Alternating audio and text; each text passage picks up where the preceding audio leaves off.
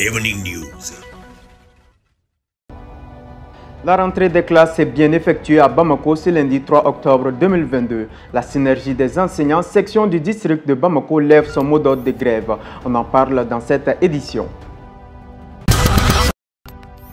Conférence de presse mensuelle de la DIRPA sur la situation sécuritaire du mois de septembre. Pour le directeur de la structure, on peut constater une accalmie pendant ce mois de septembre. Les détails, c'est dans un instant. Hors du Mali et au Burkina Faso, le nouveau chef de la junte rencontre les responsables des ministères. À suivre les détails dans cette édition.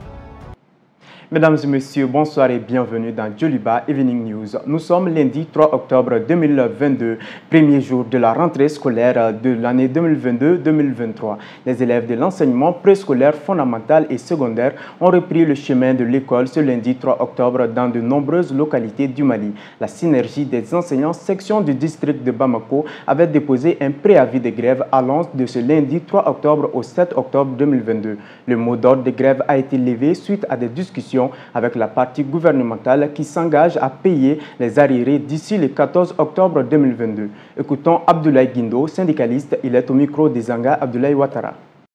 Le mot d'ordre il a été suspendu parce que suite à des négociations entamées sous bien sûr l'égide du gouverneur du district, les syndicats ont décidé de suspendre le mot d'ordre parce qu'une garantie a été donnée avec des délais bien fixés pour le règlement de la question des arriérés dont on parle.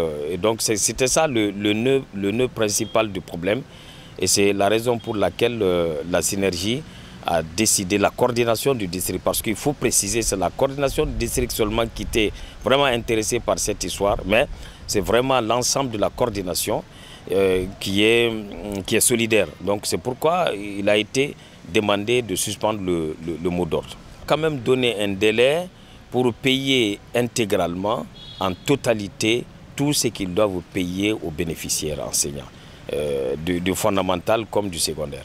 On parle du 14 octobre prochain. Du côté des enseignants, tout semble bien y aller. Ce n'est pas totalement le cas du côté des promoteurs. À Bamako, les élèves ont repris le chemin de l'école ce lundi 3 octobre 2022, selon les instructions du ministère de l'Éducation nationale. Cette ouverture des classes est mal partie pour certains établissements publics qui se plaignent de plusieurs problèmes, entre autres des menaces de grève, la non-dotation des fournitures scolaires ou le mauvais état des infrastructures scolaires. Par contre, dans plusieurs établissements privés, les choses se déroule normalement. Notre reporter Fatoumata Bakayoko a sillonné quelques établissements scolaires suivant son reportage. Au lycée Mamadou Sarr, les élèves sont restés dans la cour en attente de leur fourniture scolaire. De l'autre côté, les enseignants disent n'avoir effectué aucun travail de réhabilitation des infrastructures avant la rentrée. Nous sommes aujourd'hui à l'école pour la rentrée, mais nous n'avons pas pu étudier car nos fournitures sont en retard. Comme vous pouvez le constater, aussi dans la cour de notre école, il y a beaucoup de déchets. Aussi, les classes et les tableaux ne sont pas présentables. D'après le proviseur Abdrahman Maïga, cela fait des années que le lycée n'a reçu aucune dotation de l'État. Mamadou Sarr est un lycée qui a été construit depuis 1998. Et de 1998 à aujourd'hui 2022, Mamadou Sarr n'a bénéficié d'aucune tentative de réhabilitation. Et c'est des difficultés, ça a été souligné, acquis de droit. Bon, peut-être compte tenu des difficultés dans lesquelles le pays se trouve, peut-être il faut compter avec ça. Mais nous avons l'espoir que les choses puissent évoluer à l'avenir. Contrairement aux établissements publics, les écoles privées ont effectué une rentrée scolaire effective selon nos constats. Madame la ministre de l'Éducation nationale, la rentrée a été effective à Papillon, complexe scolaire Papillon. Tous les anciens et anciennes sont sur place. Les innovations ont été faites. Et on souhaite que cette année soit une bonne année scolaire 2022-2023 pour tous les enfants et tous les parents d'élèves. À noter que cette année scolaire est déjà beaucoup menacée par les grèves en vue de la synergie des syndicats de l'éducation. Je vous le disais à l'instant, il sera largement question d'école. Cette fois-ci, reparlons de la rentrée scolaire, mais direction Bandiagara. Ce lundi 3 octobre 2022 marque la rentrée des classes sur toute l'étendue du territoire national. Le gouverneur de la région de Bandiagara, M. Sidi Mohamed El Béchir, à la tête d'une forte délégation, a visité le lycée public de Bandiagara. Cette visite vise à constater la présence des élèves et les enseignants et aussi de rassurer des dispositions prises par l'administration scolaire et les comité de gestion scolaire pour le bon démarrage des cours. Le compte rendu avec Sankou Diallo et Eladji Diko. Ce lundi 3 octobre, c'est le début de la rentrée scolaire 2022-2023 sur toute l'étendue du territoire malien. Pour la circonstance, le lycée public de Bandiagara et le complexe scolaire Amayo se sont bien préparés pour la réussite de l'événement malgré tous les problèmes auxquels les écoles de Bandiagara font face. Bon, la rentrée se passe en merveille et en joie. Si nous observons par rapport aux années passées, on a décalé jusqu'à souvent novembre. Mais cette année, vraiment, Dieu merci, on a pu reprendre les normes. Ça commence un peu bien. Seulement, ce qui nous attriste un peu, c'est qu'ils n'ont pas encore reçu les fournitures. Là, ça ne dépend pas de la direction, ça c'est au niveau national. Le niveau national nous demande de commencer avec les moyens de bord. Tous se réjouissent de la rentrée mais ne manquent pas d'évoquer les différentes préoccupations pour la bonne marche des cours de cette année dans la région de Bandiagara. On a vraiment noté plusieurs difficultés par rapport au démarrage des cours de cette année, notamment l'insuffisance des enseignants. Il y a vraiment, le lycée public date de 2000, mais jusqu'à preuve du contraire, aujourd'hui, depuis sa création à nos jours, on n'a jamais eu un effectif normal d'enseignants. Et cette année aussi, ça va de mal en pis. Donc on a vraiment un sérieux problème d'enseignants. Un thème sur lequel les cours seront dispensés par les enseignants pour mieux faire passer le message. Le gouverneur de la dite région a donné des conseils à la jeunesse et a rappelé le thème retenu pour cette année qui est la paix et la réconciliation sociale. Il faut vous concentrer sur vos études. Les pays comptent énormément sur vous. Vous n'êtes pas sans savoir que nous sommes dans une zone en proie à l'insécurité. Et à votre niveau, les plus hautes autorités ont retenu le thème sur la paix et la réconciliation. Vous devrez les cultiver en vous. J'invite les corps des enseignants également de procéder à des leçons, à des cours de réconciliation, de cohésion. Nous sommes un peuple, nous sommes un but et une foi. La région de Bandiagara est l'une des régions qui souffre de l'insécurité grandissante depuis des années, ce qui a même perturbé l'enseignement dans cette zone. Les autorités administratives et scolaires de la région espèrent mener une bonne année scolaire. Vous l'avez sans doute remarqué, il sera largement question d'école dans ce journal. Mais cette fois-ci, parlons d'une ouverture d'école. Ce samedi 1er octobre 2022, le village de Tamala, situé à 3 km de Sanankoroba, a inauguré sa nouvelle école fondamentale bâtie sur fonds propres.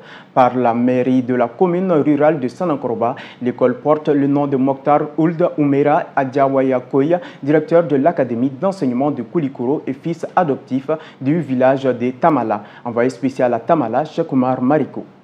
De la 3e promotion des professeurs d'enseignement fondamental PEF, donc enseignants des professions, directeur de l'académie d'enseignement de Koulikoro et fils adoptif du village de Tamala à travers son épouse Fé Alimatou Yaye Koulibaly, les parcours exceptionnels et la reconnaissance du village de Tamala envers Mokhtar Ould Oumera Adjawayakoy viennent d'être immortalisés ce samedi 1er octobre 2022 à travers l'inauguration de cette école fondamentale qui porte désormais son nom. C'est le signe de la reconnaissance d'une population envers un instituteur. C'est le signe de la reconnaissance du mérite. Mokhtar Ould Oumera Adjawayakoy a prouvé qu'il incarnait toutes ses qualités lors de ses visites aux beaux-parents dans ce village. Nous étions en l'an 2006. Bâtie sur fonds propres de la mairie de la commune rurale de Sanankoroba, la toute nouvelle école comprend 3 salles de classe, une direction et un bloc de 3 latrines. Pour les parents de l'événement, c'est tout un honneur. En effet, nous sommes très honorés que la communauté de Tamala, bien voulu, nous accorder ce privilège. Cela nous fait droit au cœur et renforce nos liens indiscutables. Un événement plein d'émotions et de reconnaissance. Mokhtar Ould Oumera à Diaouyakoui, celui dont l'école porte le nom, a tenu à remercier le village et la mairie, ainsi que tous ses collègues, pour leur accompagnement au cours de son parcours. C'est un honneur pour moi, c'est une joie immense pour moi que les habitants de Tamala portent leur confiance en moi. D'après les Bamana Sababou Madogo, moi j'ai parcouru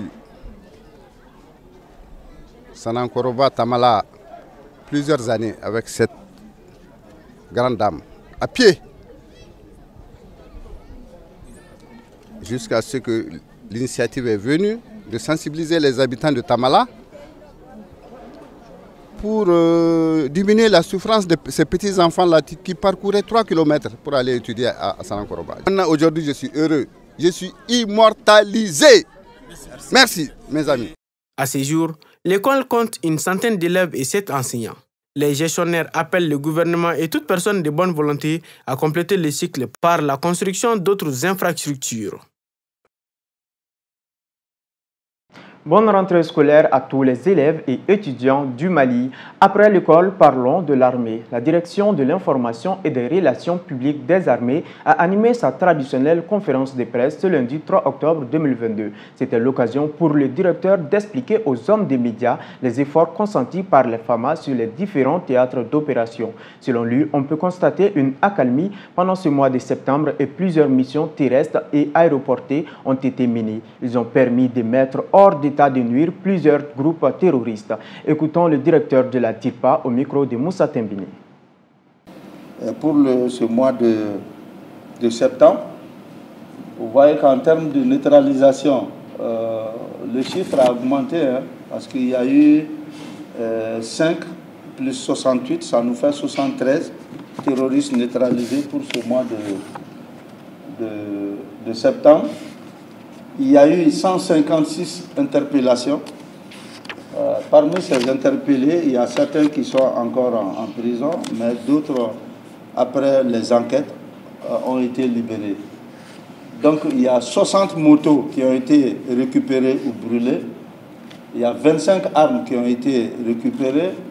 Il y a 32 engins explosifs qui ont été détruits. Et du côté des FAMA, on a eu 12 morts et 17 blessés. Et en termes d'opérations aériennes, nous avons pour les appuis-feux, c'est-à-dire qu'il y a 91 sorties d'avions. Pour les transports, il y a 75. Pour les reconnaissances, en termes de reconnaissance, c'est que c'est lorsqu'on a une information par rapport à un regroupement ou un plot, c'est des avions qui sont envoyés, il y a des avions spécifiques pour ça, qui sont envoyés pour raffermir les informations sur ce que les FAMA détient en termes de renseignement. Donc à ce niveau, il y a 41 sorties. Et pour l'ensemble des sorties des avions, on a eu 207 pour ce mois de septembre, avec 524 heures et 55 minutes. Donc en termes d'évacuation, c'est-à-dire que les évacuations sanitaires, il y a eu 13. Et en termes de transport des prisonniers, il y a eu 10. Autre bonne nouvelle, plus de tension au CNPM. Mossadegh Bali est désormais le président du Conseil national du patronat du Mali. Le bureau provisoire du Conseil national du patronat du Mali a procédé ce samedi 1er octobre 2022 à l'organisation de l'Assemblée générale élective de la dite structure. C'est Mossadegh Bali, fondateur de la chaîne hôtelière Azalai, qui est élu président avec 117 voix. Suivons le compte-rendu avec Fanta Diara et Moussa Tembini. Mossadegh Bali est désormais le président du Conseil national du patronat du Mali pour 5 ans. Son élection a eu lieu à l'issue de l'Assemblée générale élective tenue ce samedi 1er octobre 2022. Sur 129 inscrits sur la liste, 117 ont voté pour Mossadegh Bali contre 12. Le président sortant Soya Golfa appelle à l'union et à l'entente au sein de la dite structure.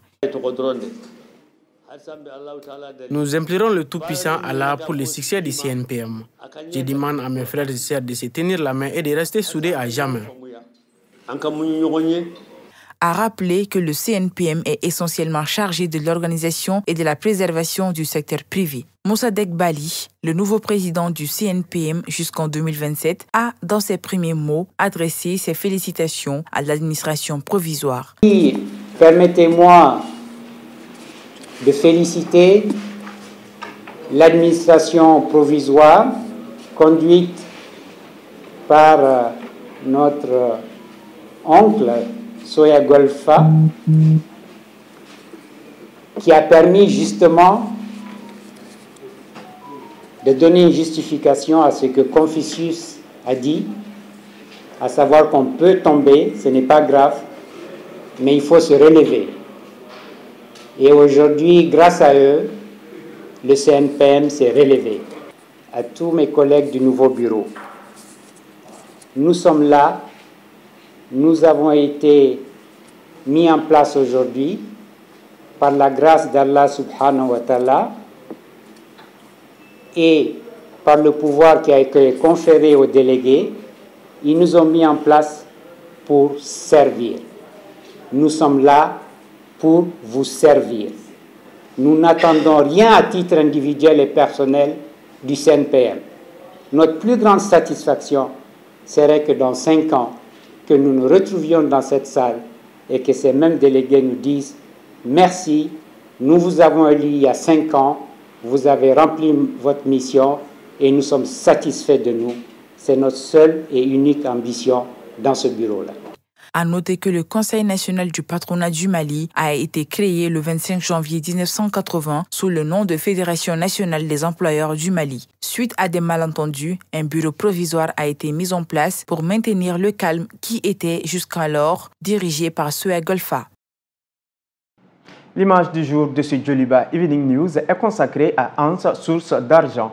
Ans, source d'argent est une plage située sur l'île de la Digue dans l'archipel des Seychelles. C'est une des plages les plus célèbres du monde selon le guide du routard. Longue de 2 km, Ans, source d'argent se situe au sud-ouest de l'île de la Digue. On y accède seulement par l'Union Estate Farm, une ancienne maison coloniale qui abrite entre autres les tortues géantes des Seychelles. Il y a quelques 65 millions d'années, l'archipel a été créé par une jonction de phénomènes de la séparation du Gondwana en plaque tectonique indienne d'une part et africaine d'autre part, associé à un volcanisme sous-marin similaire à celui qui a créé Maurice et l'île de la Réunion. Les îles granites se trouvent ainsi au centre du banc des Seychelles, c'est le cas de la Digue. Ans, source d'argent, comporte d'impressionnants blocs de granit disposés de façon chaotique sur la plage. Contrairement à la plupart des autres plages des Seychelles, Ans, source d'argent est protégée par une barrière de corail. Ans, source d'argent se positionne très régulièrement dans le haut du top des plages les plus belles du monde dans de nombreux classements. À présent, retrouvons Assanatou Yaya Kouaté pour la page internationale. Le nouveau chef de la junte militaire du Burkina Faso, qui a pris le pouvoir par un coup d'État ce vendredi, Ibrahim Traoré, rencontre des responsables des ministères à Ouagadougou. Au Burkina, tout est urgent, déclare-t-il, énumérant les points d'action qu'il souhaite entreprendre. De la sécurité à la défense, à la santé, à l'action sociale, à l'infrastructure, tout est urgent. Il faut vraiment changer le rythme. Il faut changer le rythme, il faut aller vite. Tout le pays, c'est de l'urgence. Donc chacun à son niveau doit pouvoir aller plus vite et abandonner les lourdeurs administratives inutiles là. Je ne pourrais même pas citer tel point où il faut être rapide. C'est tous les points. Au Burkina, tout est urgent. De la sécurité à la défense, à la santé, à l'action sociale, à l'infrastructure, tout est urgent. On va devoir aller vite. Le chef de la junte au pouvoir au Burkina Faso, le lieutenant-colonel Paul-Henri Sandaogo Damiba, qui refusait sa destitution, a finalement accepté de démissionner dimanche après 2 jours de tension marqués par des manifestations anti-françaises. Je vais vous demander aussi un point qui pourra nous aider dans l'urgence. Peut-être le SG va compiler cela. Je sais que vous utilisez des pick-up Land Cruiser dans vos ministères, souvent sous-exploités. Et il y en a beaucoup souvent sur vos hangars. Peut-être qu'ils n'ont rien, mais qui ont peut-être juste des petites pannes. Répertoriez tout et faites-nous le point général. Nous en avons besoin. Les différentes parties burkinabées a été fortement saluée ce dimanche soir par la CEDEAO pour avoir accepté un règlement pacifique de leurs différends et annoncé l'envoi d'une délégation à Ouagadougou dès ce lundi. La Confédération africaine de football a réuni ce samedi 1er octobre à Alger son comité exécutif qui a commencé à recevoir les nouvelles candidatures pour la CAN 2025 alors que la Guinée s'est vue retirer vendredi l'organisation de la compétition parce qu'elle n'était pas prête. Il y a eu des problèmes et des plaintes. Je peux vous dire que nous allons régler cela, y compris les plaintes et les allégations de corruption. Nous n'allons pas permettre au football africain d'être méprisé ou de perdre sa crédibilité. À la même occasion, lors d'une conférence de presse, le Sud-Africain Patrice Motsepe, le président de la Confédération africaine de football, a indiqué qu'une dizaine de pays étaient intéressés pour remplacer la Guinée. Je peux vous dire qu'il n'y a pas un seul pays en Afrique, pas tant que je serai président, qui sera favorisé ou préféré à un autre. Cela n'arrivera pas. À savoir que le Maroc, le Nigeria et le Sénégal pourraient également faire partie de cette liste. Des manifestants palestiniens du camp de réfugiés de Jalazoun en Cisjordanie brûlent des pneus et bloquent des routes après que les forces israéliennes ont tué 2 Palestiniens du camp lors d'une opération nocturne. Ils ont été tués par balle par des soldats israéliens près du camp de réfugiés de Jalazoun. L'armée israélienne, de son côté, a déclaré avoir ouvert le feu et neutralisé 2 suspects. Ce dimanche, en Cisjordanie occupée, 2 attaques à l'arme à feu près de la ville de Naplouse, théâtre d'une vague récente de violence et de heurts entre Palestiniens et les forces israéliennes, avait fait 2 blessés légers, un automobiliste et un soldat israélien. Pour un rappel, des dizaines de Palestiniens, dont des membres de groupes armés, ont été tués en Cisjordanie, territoire occupé depuis 1967 par Israël, dans les opérations de l'armée israélienne qui se sont multipliées dans la foulée d'une série d'attaques anti-israéliennes ayant fait au total 20 morts. De retour dans la cité des Trois Caïmans, parlons littérature. Exposer l'amour dans toutes ses formes, le bonheur qui est lié ou la douleur qui l'occasionne est le plus grand thème abordé dans l'empreinte de l'amour de Djeneba Moumouni Traoré. L'auteur a procédé au lancement et à la dédicace le samedi 1er octobre 2022. Korotou Mujila y était suivant. L'empreinte de l'amour est l'intitulé certes, mais l'auteur n'aborde pas que des histoires semblables à celles des telenovelas. Elle aborde des souffrances que peut engendrer l'amour quand on fait les mauvais choix. L'auteur se veut porte-parole de toutes les victimes. Pourquoi l'empreinte de l'amour? Est-ce que c'est forcément une histoire à l'eau de rose que je voulais raconter? Non. Je voulais qu'on comprenne que les femmes sont des êtres très émotifs, très sensibles, mais cette sensibilité, ces émotions-là également les rendent, on va dire, très fortes. Et voilà pourquoi le titre, l'empreinte de l'amour. On parle d'amour filial, bien sûr. On parle d'amour entre 3 jeunes femmes qui sont très liées, malgré qu'elles sont très différentes de par le caractère, de par les personnalités. Ismaïla Samba Traoré, éditeur chez La Sahélienne, se réjouit de la qualité de l'ouvrage qui lui a poussé à l'éditer. C'est un bon texte. Dans l'édition, il y a aussi le flair de l'éditeur. J'ai flairé à travers ce texte la qualité, une qualité de l'histoire, une qualité d'écriture qui m'ont conduit à tout de suite accepter de l'éditer. Et les résultats ne nous ont pas démenti dans la mesure où C'est un ouvrage qui a été primé, pas seulement.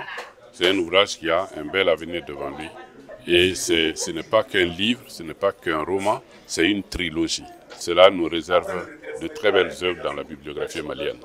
La plume de l'auteur dans cet ouvrage, elle ne le cache pas, a été aiguisée pour contribuer à la lutte contre les violences faites aux femmes. Cette amertume que j'ai toujours eue, c'est que l'on conditionne la femme malienne dans une bulle où elle n'a pas forcément la possibilité de sortir. Je préfère un peu laisser la passion derrière cet engagement que j'ai et essayer à travers mes écrits pour faire vivre en fait ces émotions, ces frustrations qu'en tant que femme on peut subir, que les lecteurs qui chaque fois prendront plaisir à lire mes histoires se rendent compte que dans le quotidien des femmes, c'est très difficile d'être une femme, particulièrement en Afrique et surtout au Mali. À noter que le tome 1 de l'empreinte de l'amour est de 252 pages. Le livre a été primé lors de la dernière rentrée littéraire du Mali, prix Union européenne premier roman. C'est un premier livre d'une trilogie dont les autres sont en cours d'écriture. Ce tome 1 est disponible en librairie au prix de 7 000 francs CFA.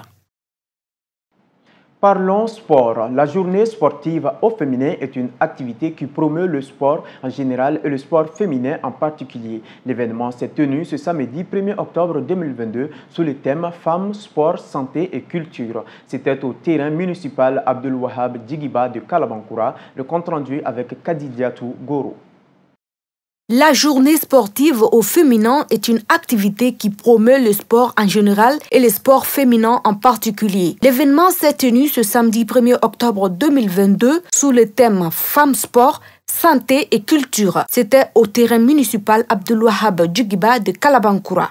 Le quota féminin est restreint dans les institutions sportives, affirme Madame Si Makou Traoré, présidente de l'Association pour la promotion de la jeunesse et du sport, d'où son engagement à faire changer la donne. Cette activité est organisée dans le contexte dans lequel les femmes sont traitées et marginalisées dans le domaine du sport.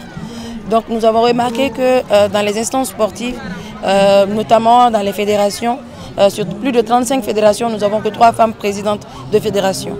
Et quand tu regardes le bureau fédéral, il n'y a que quelques femmes qui sont au sein du bureau fédéral. Donc nous trouvons vraiment très limité. Donc partant de là, nous nous sommes dit qu'il est important pour nous de s'affirmer. Et cette affirmation ne peut se faire qu'à travers la formation, à travers l'organisation des activités sportives dédiées qu'aux femmes, et pour nous permettre d'être encore plus performants dans ce que nous faisons. Distractif, mais pas que. Le sport prévient des risques liés à la santé, selon Madame Rose Bouzaïd, marraine de l'événement. Le sport, surtout les arts martiaux, en plus de la réduction du risque des maladies cardiovasculaires, les cancers du sein et du côlon, du diabète et les maladies métaboliques, en plus du contrôle du poids et l'amélioration de la santé, il produit l'estime de soi.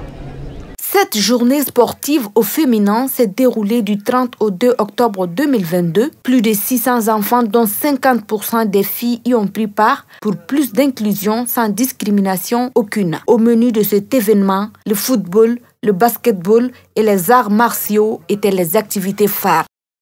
Toujours sport, art martial, le complexe sportif Abdul Wahab Djigiba de Kalabankoura a servi de cadre pour l'organisation d'un tournoi de karaté Kumit Kata initié par les dojos Tabalé. C'était le samedi dernier, compte rendu Abibatou Diop et Amadou Tolo. 200 combattants pour 28 salles de karaté dans le district de Bamako, de différentes catégories d'hommes et de femmes. Telle était la configuration de cette activité du dojo Tabalé. L'objectif, à en croire les organisateurs, est de rehausser la capacité de compétitivité des jeunes athlètes.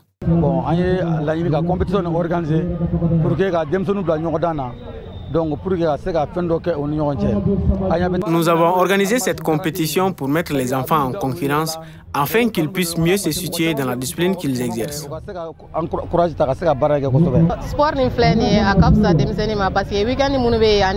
Les activités sportives permettent aux enfants de s'épanouir. Pour le parrain de l'événement, cette activité est juste un rappel à la jeunesse de la situation actuelle du pays. C'est juste pour que Kaseka rappelle que Avec les difficultés que traversent les pays, c'est une opportunité de réunir les enfants pour occuper leur temps d'une manière positive et aussi de rappeler que l'art martial n'est pas une discipline à part. À la fin de la cérémonie, les organisateurs de cette compétition de karaté ont fait des remises symboliques d'attestation à plusieurs acteurs de la discipline avant de remettre les trophées aux différents vainqueurs par catégorie. Parlons de la Supercoupe du Mali avant de clore ce journal. La Supercoupe du Mali de football saison 2022-2023 s'est disputée le samedi dernier, 1er octobre 2022, au stade Modibo Keïta de Bamako. Elle a mis aux prises le Djoliba AC champion du Mali au titre en l'AS Real finaliste malheureux de la Coupe du Mali. Le point avec Amadou Tolo. Le Djoliba AC confirme et lance la nouvelle saison. C'est devant un public acquis à la cause des deux formations, djolibistes et réalistes, que les acteurs se sont donnés à une rude épreuve pour empocher le trophée inaugural de la saison dénommé Supercoupe, couronné du titre Ben Oumar Sy. Dès le coup d'envoi, le Djoliba AC essaie d'imposer sa stratégie sur l'AS Real en procédant par des longues balles. C'est dans ce cadre que l'attaquant djolibiste Ousmane Koulibaly, dit Kalaba, passe de très près à côté de l'ouverture du score. On jouait à la 32e minute. L'AS Real ne se fait pas prier pour réagir puisque Ibrahima Sidibé reprend de la tête un centre minutieusement exécuté pour le Real, mais sa reprise passe à côté des buts djolibistes. C'est donc fort logiquement que l'arbitre central Mamadou Keïta siffle la pause, 0 but partout. En seconde période, le Djoliba ouvre le score par l'entremise d'Ousmane Koulibaly Kalaba. On jouait la 49e minute. Du coup,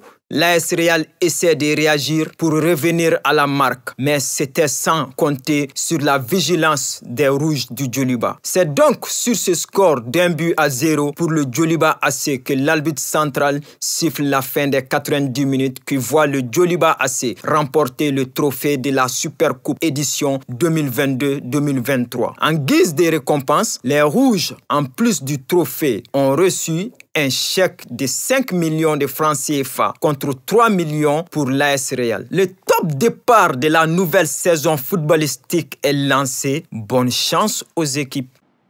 C'est sur cette page sportive que se referme ce journal. Merci à vous de l'avoir suivi et bonne suite de programme en compagnie de Djoliba TV News.